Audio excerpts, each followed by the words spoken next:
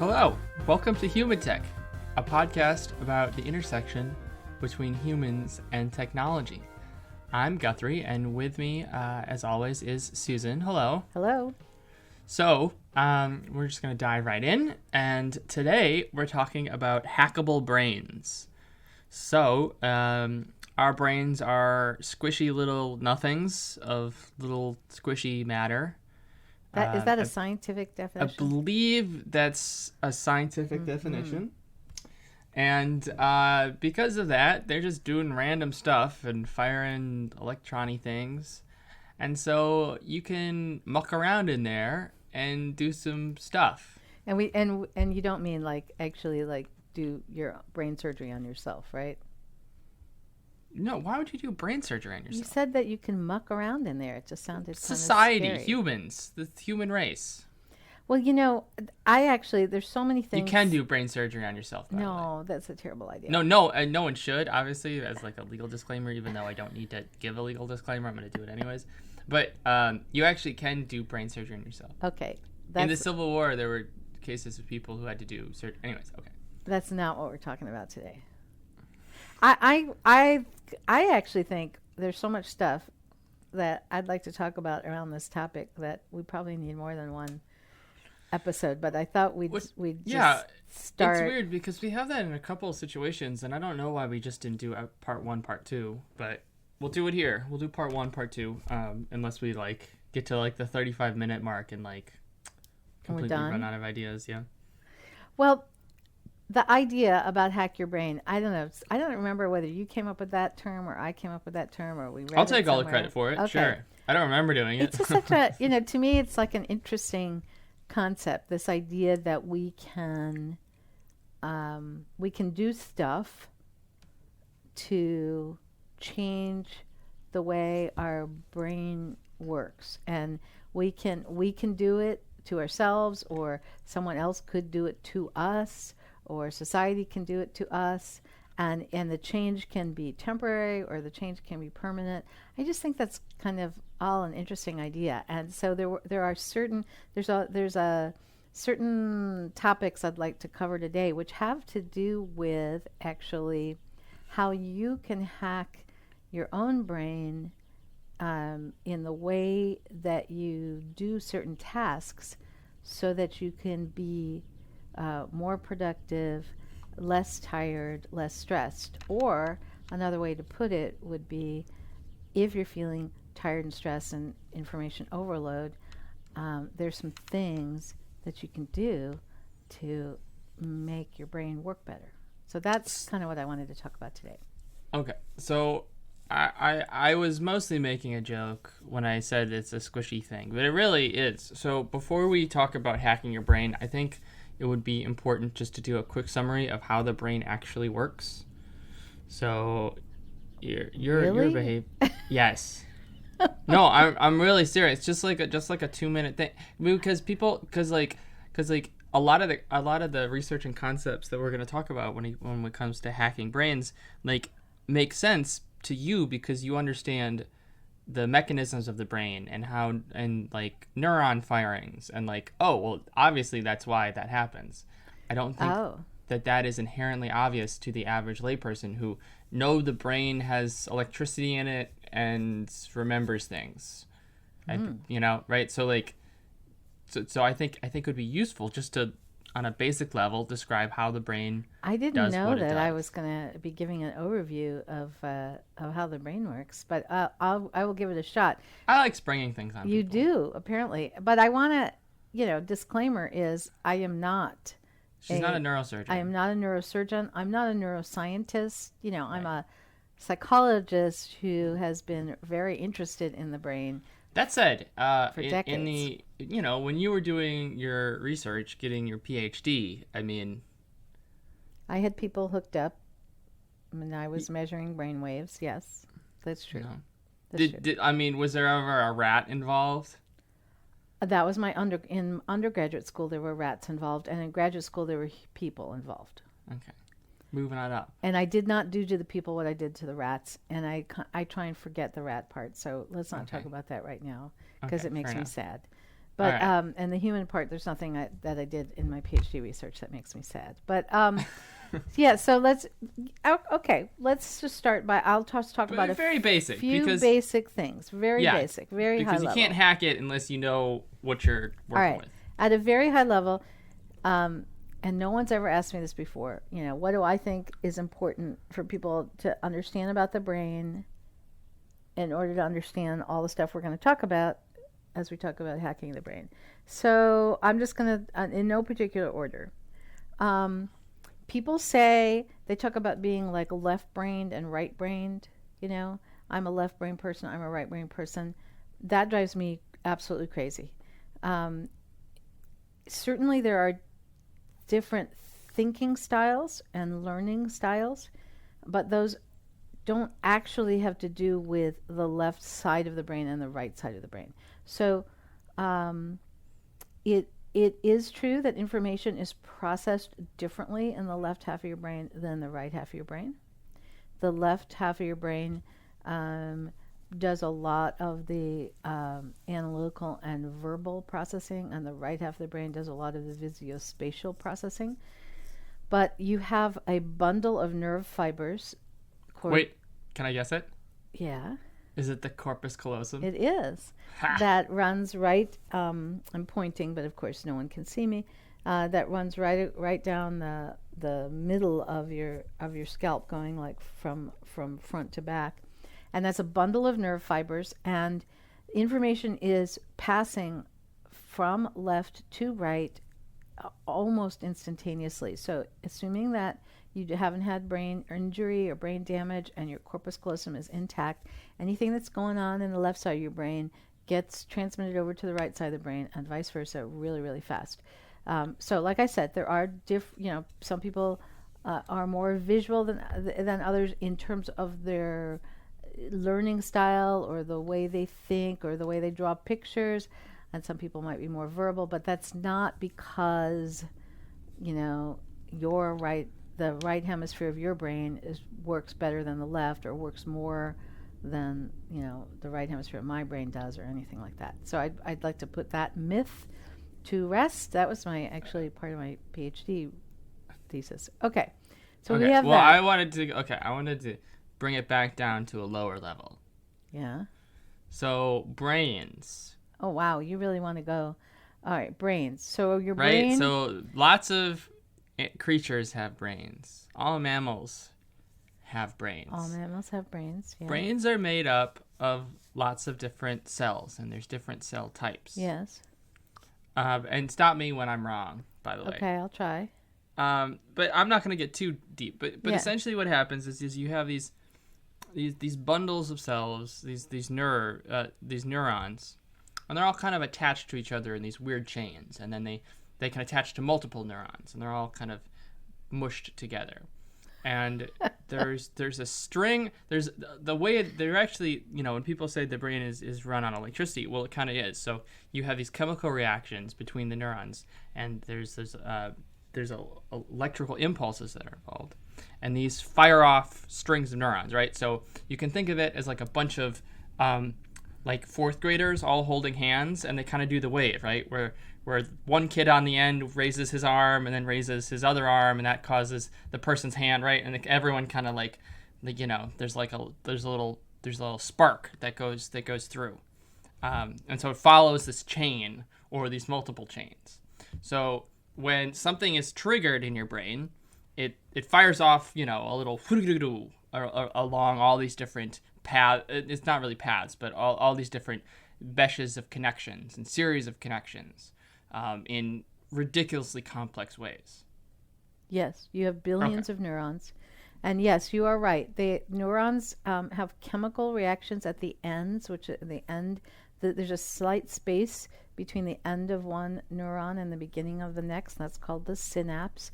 And there are chemical reactions that occur at the synapse that then send an electrical signal to the next neuron.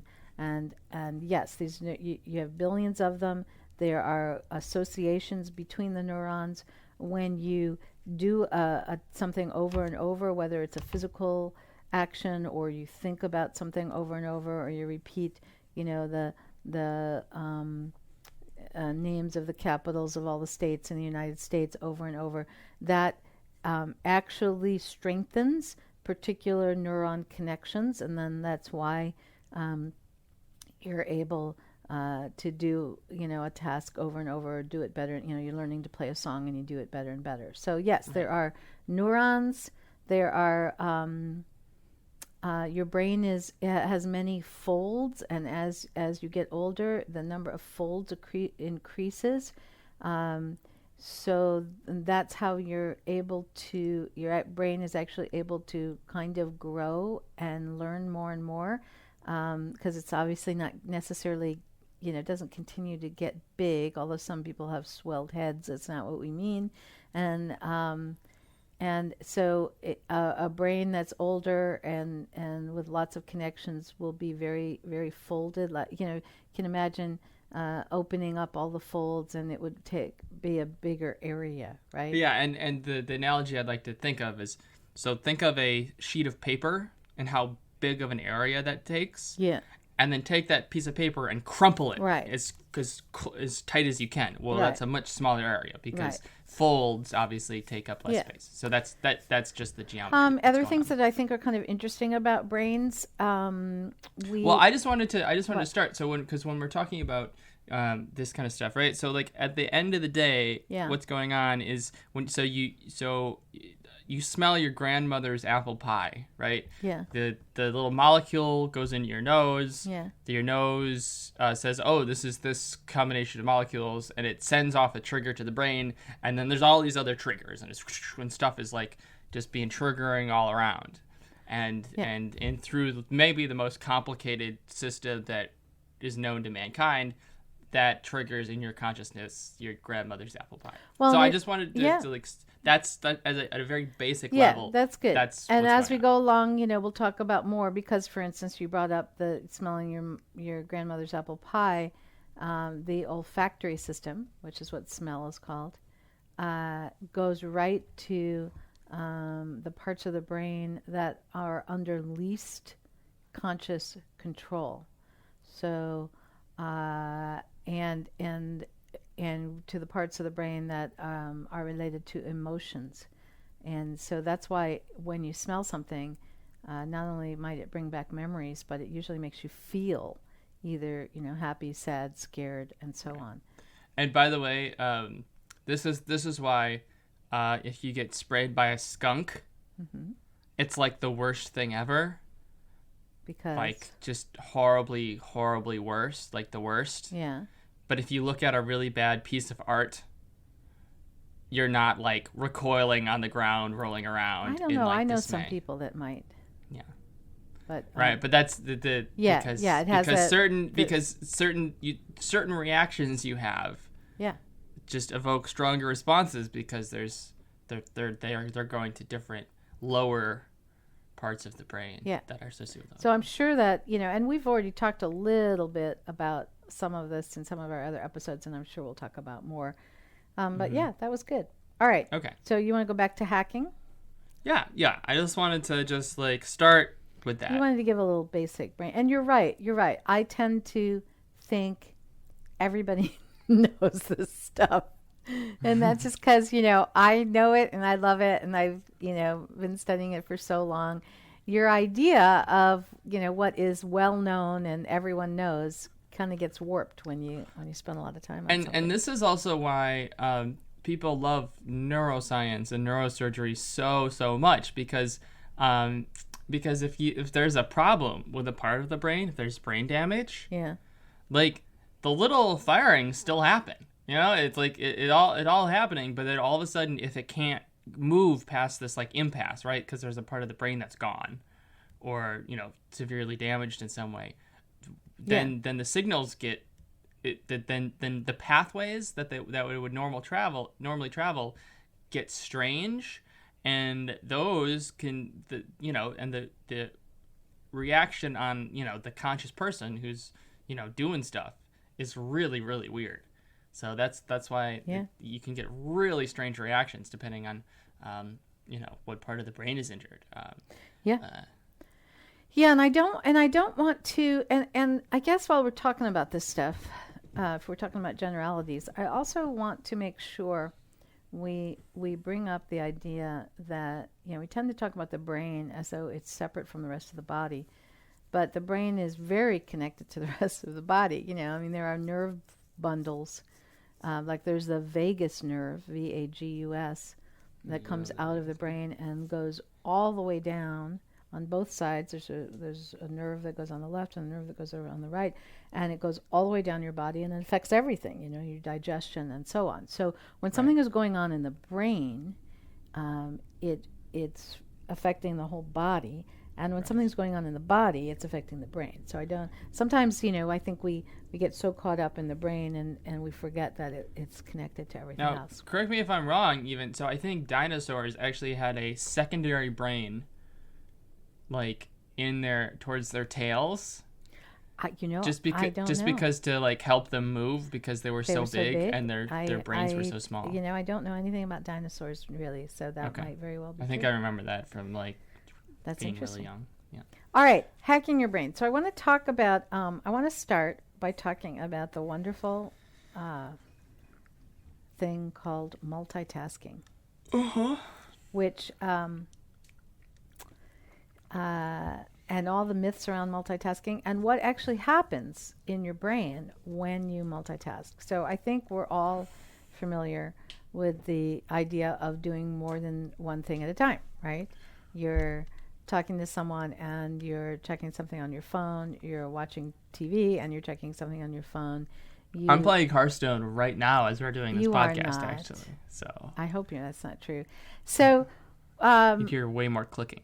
So when, and we do this all the time, and people, have commented about, it's a bad thing. Some people think it's a good thing. Some people think we're doing it more than we used to. Some people think that young people are good at it. These days, with all their devices.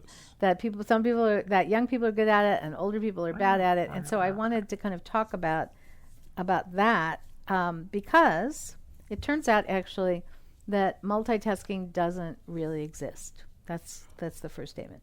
So this idea that we're doing more than one thing at a time, we're really not. What we're doing is very fast task switching. So if you are watching TV and texting or doing fantasy football on your phone, what you really are doing is glancing at the TV, processing what you're seeing for a fraction of a second, and then moving your head, looking at your phone, processing what you're seeing for a fraction of a second. Hearing what the TV says and processing that. Hearing what the TV and processing that, typing something on your phone. This is a trick the brain uses a lot. So when you read, right, you're not clearly moving when you're looking right to left. You quickly jump. You're jumping from point to point. And so we task switch all the time. I mean, when you are driving a car, you are task switching. If you're driving a car and having a conversation with a friend in the car, you're task switching. When you're walking and then you look up or you're walking and talking with a friend, you are task switching. So it's not that this is a bad thing. We do it all the time. However, certain kinds of task switching and a certain amount of task switching, it takes a toll on the brain. So you only have so many resources, neuron firings. Speak for yourself. Your brain can only pay attention to so much stuff at one time. And every time you do a task switch, there's a wonderful book called The Organized Mind by Daniel Levitan. And he talks about the fact that every time you do a task switch, it takes some resources. And the more task switching you're doing and the faster you're switching, the more brain resources you're using up. You are literally using up glucose. So the brain uses glucose. Glucose is a very simple sugar, okay? And so you eat food and your body turns that into a bunch of stuff. And one of the things your body creates from the food you eat, especially if you're eating sugar or if you're eating carbohydrate, it creates glucose, which is a very simple sugar molecule that many of your organs need for energy, and your brain especially. So the brain uses more glucose than any other organ in your body. And when you task switch, it uses up a shot of glucose. So if you do a lot of task switching, it's going to be using up a lot of brain food, essentially. And then at some point, you're going to run out of brain food. And if you're doing task switching, you're going to run out of brain food faster than if you're working on one thing at a time. So now, Guthrie, you don't eat a lot of sweets. I know that about you, right? No, but it doesn't matter. Your body will literally take anything and break it down into glucose. But it just takes longer. I just want to, the more complex the carbohydrate is. Some people have had the experience when they're like working, like they're sitting at their desk and they're working on the computer, and they're checking the email, and then they're writing a report, and then they're looking this up and so on. That they hit a time when all of a sudden they crave candy. Yeah, I don't do that. I crave food. Well, you're craving food, and is it's essentially the same thing. But for some people, they actually like literally just get a craving for something sweet, and the reason is you're using up glucose, especially with all that task switching. Now, there's some interesting. You need a quick shot of it. There's some interesting research. Oh, and I should also know that it's not just sugar. So, for example, starches get broken down a lot really of stuff quickly. So a lot of stuff gets so like potatoes. Right, and that's why I said carbohydrates. Yeah, that's but simple carbohydrates like starches and sugar. All right. So this is, and then there's the whole insulin thing, and so there's this. It's all connected. It's all connected. There's this woman, Gloria Mark, that has been studying the research on this, and I just heard on a podcast, a really good podcast called Note to Self. Do you ever listen to that? No. Anyway, they were talking about the fact that 10 years ago in the research, these people were studying office workers, and what they noticed was that task switching was happening approximately every 3 minutes, on an average every 3 minutes for someone who worked in an office. And that is now down to 45 seconds. So we do a lot more task switching now. Now here's another. Makes sense. We have so many more inputs. We got email, we got telephones, we got conversations with workers. Like, the pace of the work day has really increased. Well, and it's not just at the pace of so there's another really interesting idea. Franticness of it. Yeah, there's another interesting idea that I think it's Daniel Levitan that talks about this. So when you task switch, if you work in an office and you're getting interrupted, right? Like either someone walks in and has a question for you, or an email comes in, or a text comes in, or the phone rings, right? There's some kind of interruption. The cute guy down at the end of the hall is getting some coffee. Yeah, and so distractions, and that causes you to do the task switching. But what's really interesting is that if you get used to a certain pattern of task switching, because of external interruptions, and then there are no external interruptions, do you know what you do? You self-interrupt. That's wonderful. So what we see is that, and I know we've all had this experience, so like it's actually a relatively quiet day and you're working. Oh my God. So you sit down to work on that, video editing, and what you will tend to do, since nobody else is interrupting you, is you will stop the video editing, open up your browser, and go look something up for no reason at all. It doesn't have anything to do with the video editing. Or you'll go check your email, right? So we tend to self-interrupt. Isn't this? I would guess, and again, total guess. Does this have to? Would this explain ADHD? The mechanism for ADHD? Oh, I don't know. I don't know a lot about ADHD, so. I don't either. I don't know if I want to kind of made comment sense on to that. me. Okay, fair enough. I will comment for the both of us, but right, because it's like self-induced task switching. Yeah, I don't know. But with maybe. I was gonna say with ADHD. Because essentially what Ritalin does, or Adderall, basically it stops the desire to self-induce task switching, and it makes very it makes you very singularly Yeah, I don't focused. know. We're going beyond my expertise, and that That's why I said I was guessing. always This get is uncomfortable. just a podcast. People, if people want to pay us for medical diagnosis, we're happy to do a bunch of research, but No, I don't think anyone's going to. off the cuff. We're not going to do medical research. Anyway, what happens when you do all this task switching and the self-interruption is you get tired. Like you use up your resources. You get tired. So, hacking your brain. You want to work better? One of the most powerful things you can do is do less multitasking or task switching. And now some people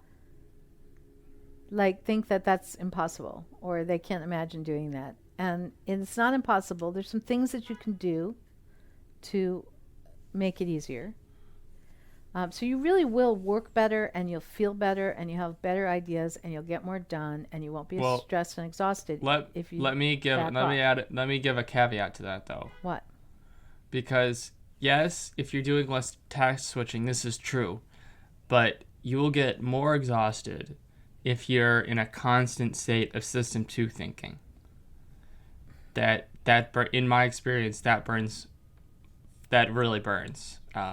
So for those of you who don't know, I just finished law school, and there are many cases in law school in which you can't be distracted. You need to singularly focus on a task. Okay? But there is nothing more exhausting than sitting in a pure system 2 state, keeping everything in short-term memory as you're trying to analyze a situation, and just singularly focusing on that task. That's really tough, and I'm not going to disagree with that. And we know that the brain can handle about 20 minutes of that max, and then it's you've used up all the glucose. Yeah, but then you get hey, but duty calls, and you just got to keep going. That's why. So when I was in law school, your entire grade for your courses was 1 3-hour final at the end of the semester. Yeah. And, it's a grind. Like, it's 3 hours of straight System 2 frantic thinking. Yeah. And there's no breaks, there's no sugar, and it's really, it's like a marathon. Like, you're like physically exhausted. And I find, actually, and this will be very interesting, that, for example, if I take a big test like that, or like the LSAT or something, after I get out of the test, I don't really have any memories of the test itself. It's like after a certain point, I stop making like long-term memories of what happened, and it's just completely gone. Mm-hmm. So yeah, and I'm not recommending that, and that's so we have two things going on, right? One is very intense System 2 focused thinking. But we're not going to generally talk about that. But when you're talking about if you want to take it easy, do something that's maybe not as crazy intense. Yeah. But I'm not talking about, but don't keep interrupting yourself. Right. And so except I do want to say whether you're doing, real intense thinking or not, it's always good for whatever you're doing to take a break if it's something meant, brain-wise, involves your brain, take a break at least every 20 minutes. Like, just stop, get up, move around, go get something to drink, go get something to eat. Just take a break, because at that 20-minute mark, you're running out of resources. Well, I think that one of the more relaxing things to do is to do something that keeps you occupied. So you're not task switching, but also does not involve System 2 thinking. So if you're like chopping wood, or cooking, and something that's like that's singularly true. Focused, but is not necessarily like having to keep all this like facts about jury trials. Yeah, and there's a certain parts of the brain that work together that are called the executive network, and when you're doing a really intense System 2 thinking focused task, you're using your executive network, and it's very helpful to kind of turn that off by doing something where you don't have to think, like going for a walk or as something physical.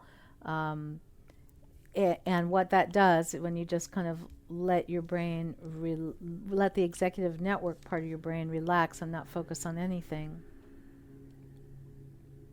what that does is it relaxes that executive network, and it actually allows some of the other networks to do their thing. And so that's why, if you're trying to solve a problem, for instance, it's good to focus on the problem for a while, to set the problem, and then you let it go, so that the executive network is not taking up all your resources, and your other networks, what's called actually literally the imagination network and the salience network, can the go imagination highway. The imagination network. highway. All right, so we said do less task switching, see if you can arrange things so you have less interruptions from the outside. So I want to talk about, technology. I always got to talk about technology. So we talked in a previous episode, we talked about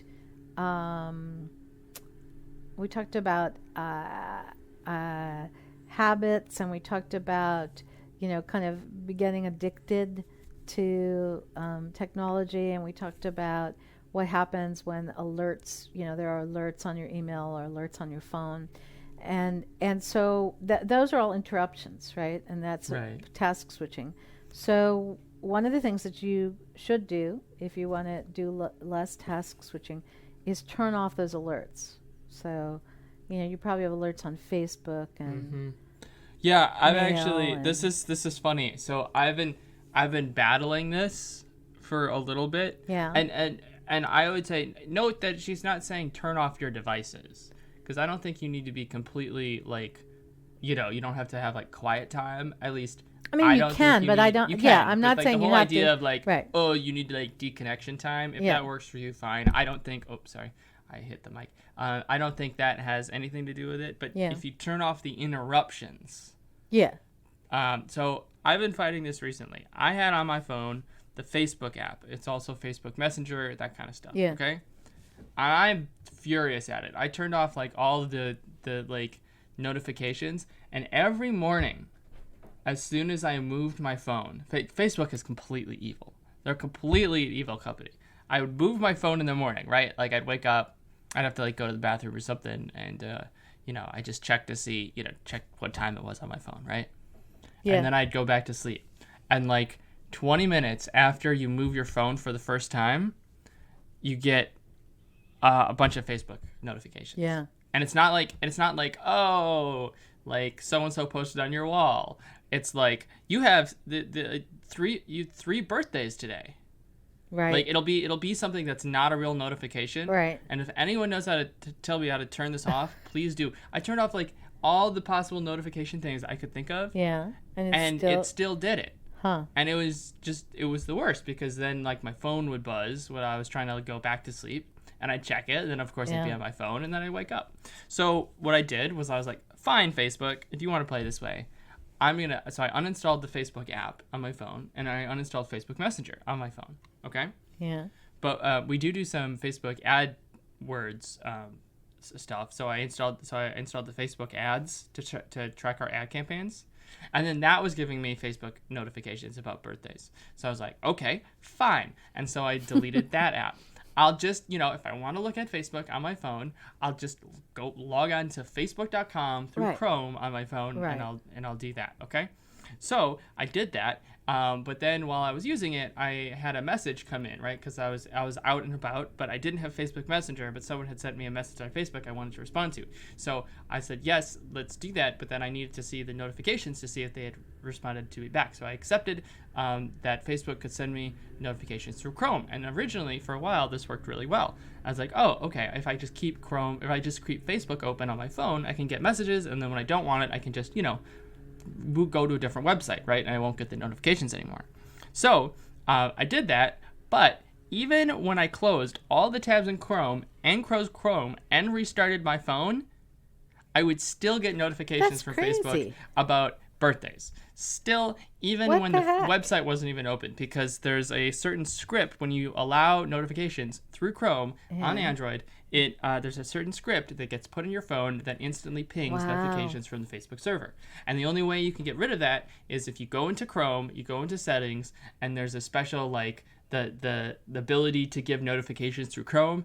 I had to disable, which I did right Wow. before this podcast. So, That's like, kind of nutty. it is so incredibly stupid that I have to go through all these hurdles Yeah. just because I don't want to, because that's what they do every couple hours. Yeah. I don't know if you've experienced this before. It was you get a notification when someone posted on your wall, right? Yeah. Or someone sent you a message. Okay, I'm fine with that. In fact, I'd like to know about those notifications, but they start every couple hours now. It's not like, oh, someone posted on your wall. It's like 7 of your friends have posted something. You have 7 new things on your news feed, right? Like, it's not like an actual thing that's Like you about don't even me. know what it is. Right. So And the only way you now can I don't know that, is go and look at the app. that doesn't happen to me. So is this an Android thing? I don't know, but they're the worst. So. Yeah, that's not good. Because what I tell people. And I like all the notifications. Yeah. I turned off all the notifications. get that. Okay. Oh, they're the worst. So anyway, that's what you want to do is turn off notifications.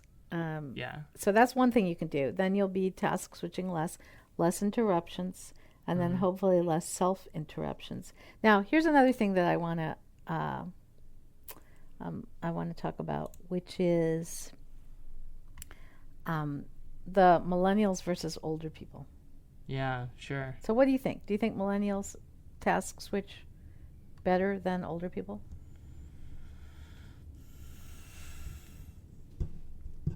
Of course, this is a loaded leading question because I have the research behind of course the instinct would be to say yes, but maybe that it's no, we just do it differently, right? Maybe it's a trick question. But I'll go with yes. Yes, we task switch better. And the answer is no. So yeah, that's what I figured. I mean, I'm not even sure if I'm going to guess. I don't even know about the research on this. That the younger you are, the more task switching you do. But I don't know that that's necessarily true.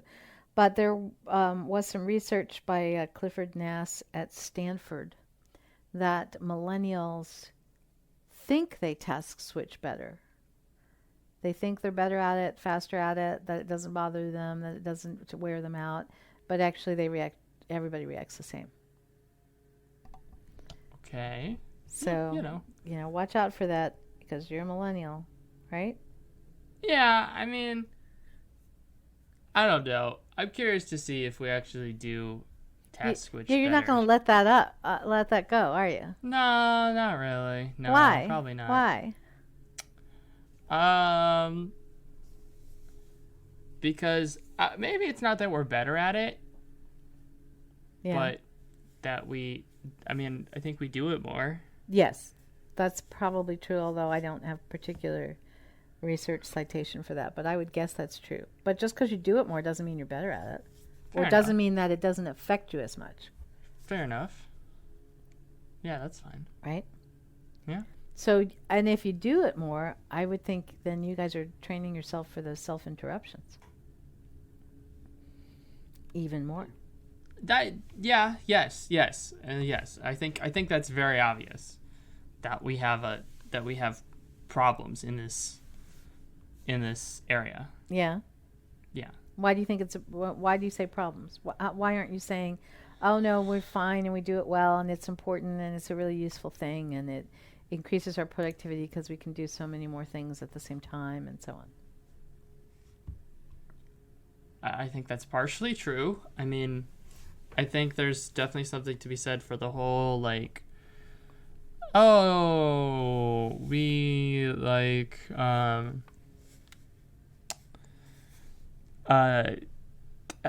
I don't know, we work all the time, right? We're always like have our work email going and we're like more productive because we're doing all this different stuff. I think it also, right? Like, were in shittier jobs that were just require more like stupid stuff and like going back and forth. But we kind of like the hustle and bustle. So I don't know. I mean, it's tough because I don't know what jobs were like back in the day. They sound more relaxed. I mean, you have like the whole like Mad Men, right? Where you just like, you're sitting on a couch thinking. Oh my God, that is such a myth. You don't really believe that jobs were more interesting or better. No, but let me give you a real past. example though. Yeah. Because let's say you're a fancy businessman, right? Yeah. You would sit in your chair and you'd say things out loud. Okay? Yeah. Right? And if you wanted to send a message to someone, what did you do? So are you comparing the fancy businessmen of yesteryear with or yesteryear, whatever the phrase would be, with the fancy businessmen of today? Well, not really. I'm just comparing people who would work in a fancy office because back then, right, there was a lot less white collar. There was a lot more blue collar. And now most college grads are working in white collar, right? They're working in an office building, with different people. All I'm saying is back in the day, right, if you worked in an office building, okay, Yeah. and you wanted to send a message to someone, Yeah. right, you would call in one of the secretaries. You would say, I have a message to send to so-and-so. And you would just pontificate upon this message. And she would write it down and take notes in meetings and like all this other stuff that normally, today, that is gone. And so now all your mental energy, you actually have to, opening emails and you're writing things. I'm stopping you right here because that's Well, I said I didn't know. It's just a fantasy. This is called, television fiction. Hey, dictaphones were totally a thing.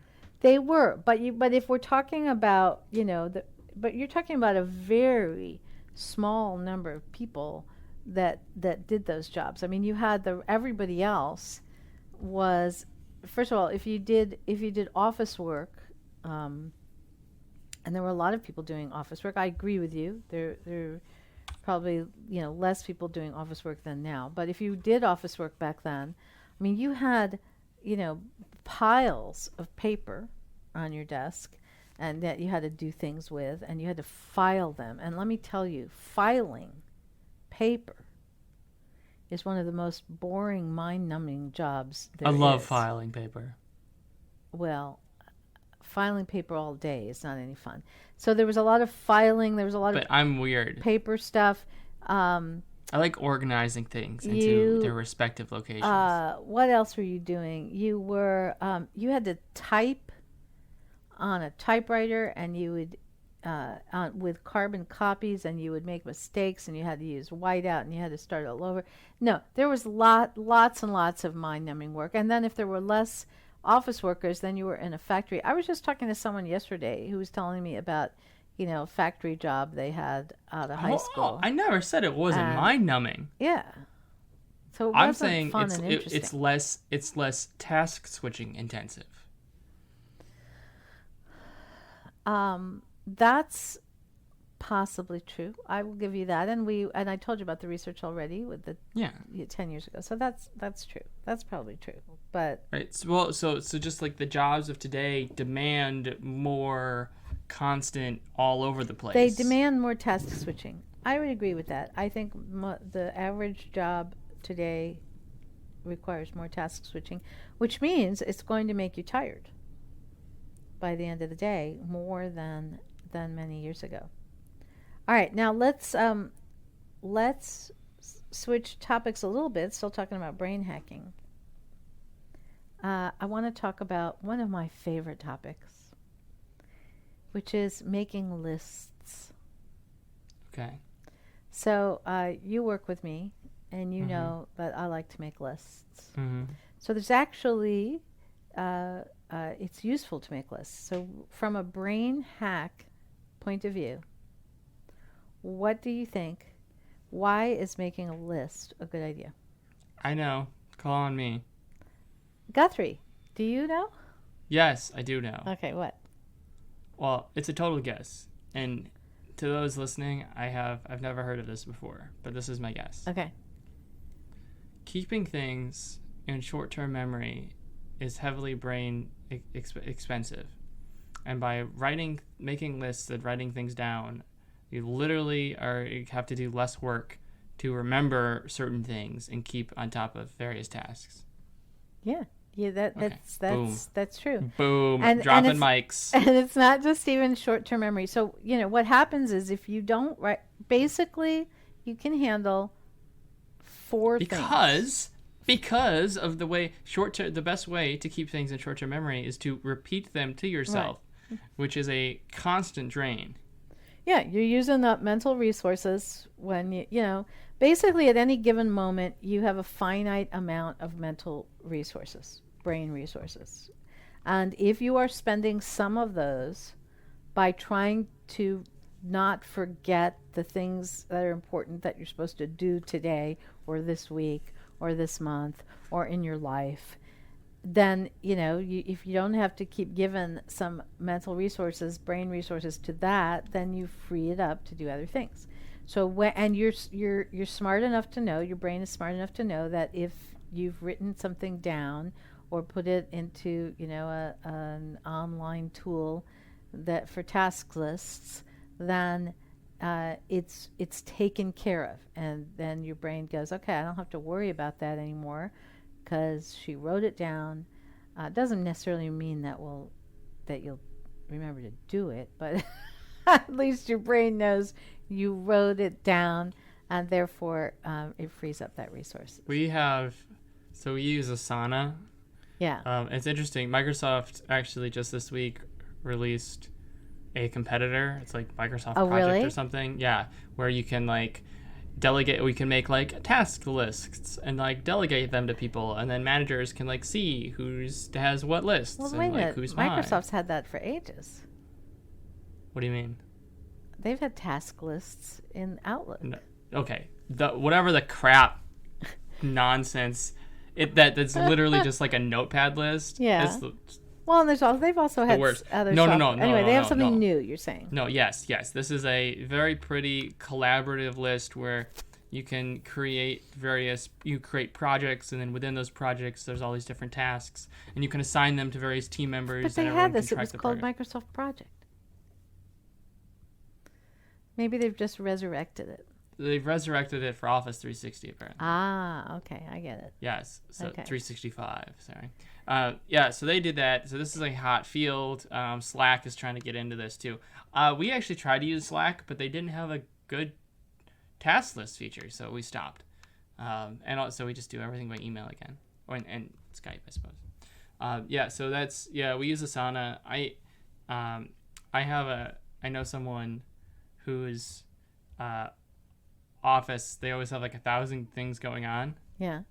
And they don't use any kind of they don't do anything task system, and it's just constant chaos all the time. Oh my god, that would drive me crazy. It would also drive me crazy. I think it drives them crazy. But so again, back to this idea of trying to hack your brain. So make lists, write things down, get them out of your brain. That will help. We said less task switching, taking breaks every 20 minutes if you're doing some intense work. And then I have one more brain hack I want to talk about today. And that's writing things by hand. Yeah. I've definitely heard this, and I hate writing things by hand. You hate writing things by hand. And I definitely know that it helps, but I don't do it. You have the worst handwriting in the world. Thank you. You should have been a doctor. Thank you. I appreciate that. I have really bad handwriting as well. So why do you? All right. So again, I'll call on you. Do you remember why writing things? And I don't necessarily mean writing lists by hand. I just mean writing things by hand. So why is writing by hand different? How is it different than, for instance, typing up something on a keyboard into a computer? Do you know what the brain difference is? The motion of the ocean is different. When you type, each keystroke is the same, and when you write, it's tactile, and each letter is a different muscle movement. Okay, you're onto it, and that. But Okay. then, so what? What does that do? I mean, why would that matter? I don't know, actually. Yeah. So I mean, I don't know either. Oh, okay. Well, but then, apparently, your brain processes the information differently if it comes through that fluid. Because you're right. When you're writing something, there's a muscle movement, and when you're typing something, there's muscle movement. But when it's different. It's different. And so when you're writing something, that muscle movement from writing is more of a fluid hand gesture, and it connects with the information that you're writing about, and it therefore gets processed by your brain differently than if you're typing it. I am curious to see if this is true in 5 or 10 years, when we have the first generation who grew up basically not writing anything by hand. Because even when I was in school growing up in my formative years, we wrote papers by hand. That's how we did assignments. We wrote them by hand and we turned them in to the teacher. Yeah. And the generation who just started school today, they're still writing. They're still writing. They're writing less. There's a number of schools that have nothing but Chromebooks, and they do nothing but typing. They very, very, very little writing. I mean, some writing, sure, but the vast majority of much less note taking. Note taking, there you go. Right. So and so I want to see if in the kids who started school maybe 5 years from now, when there's even less handwriting, if their brains don't develop differently, and therefore they remember things just as well by better typing than they do by writing by hand. I'm going to make a prediction. Okay. So I'm going to predict that in some ways you're right, and some ways I don't agree. So I do believe that their brain. I do believe that if you're learning information and you're not writing it by hand, you're not note taking while you're hearing it, you're not transcribing your notes by hand, none of that handwriting is going on. I do believe that brains will develop differently. We've talked before on another episode about neuroplasticity and the fact that our brains change, and the fact that some of this stuff is hardwired in, but some of it is not. And so I think if writing by hand doesn't happen, then it will change the way people process information. But I also think that because of that change, I think that there will be, and again, this maybe is just now I'm just being an old fuddy-duddy. Have you ever heard that phrase, a fuddy-duddy? So from you. From me, not from anyone else. I think that I think that people will not process information as deeply if they're not writing by hand. So I think it's going to make a difference, and I don't know that it's going to be a good thing. That'll be interesting. I hope someone does some research on this, and we can check that out. But I think it's going to have an effect. So I think you should, for those of you who did grow up doing any writing in longhand, if something is important to you, if you want to prioritize your work or your life, if you want to make sure that, if you have, what a bucket list, that term? Yes. If you have a bucket list and you want to make sure there's things that you get done, that list, those ideas should be written out by hand. You are more likely to do them if you write them by hand. So there you go. Those are today's Hack Your Brain suggestions. Are you gonna do anything differently? No. You're not going to do a single thing differently based on our episode today. No. You are a really bad example. Well, I already do all these things. Except for the writing by hand. Yeah, that one I'm just... You're not going to do that. It's just a curmudgeon. can be a curmudgeon about certain things. Okay, you be a curmudgeon, I'll be a fuddy-duddy. Yeah, that's fine. Right. I mean, in fairness, I did know about a number of these things, and in practice, I already do many of them. Okay. So this is, yes. So, aren't you going to ask me which ones I'm going to change? Even though you also already knew all of this? Yeah, but knowing it is not necessarily the same as doing it. I haven't been paying attention to what I write by hand. Basically, I write by hand when I'm not by the computer. Let me put it to you this way. What? I've written maybe 6 or 7 words by hand in the last week. Wow, that's pretty bad. And by words, I mean, like, the correct ports for an IMAP email account. All right. So basically, you haven't written anything of any importance to your life or to long-term anything by hand. I have not written a letter by hand, I don't know. Well, 7 years, I don't write letters by hand. A couple of years. But I make notes by hand. I sometimes do that, but it's Well, based on our conversation today, I think I'm going to try and improve my task switching. I'm an anti-Luddite. Or I'm a Luddite, but for like tech things where like I won't switch to things that aren't typing. Yeah, that's like I'm a Luddite, but not really. You're a tech Luddite. I think that's what I said. Okay, I get it.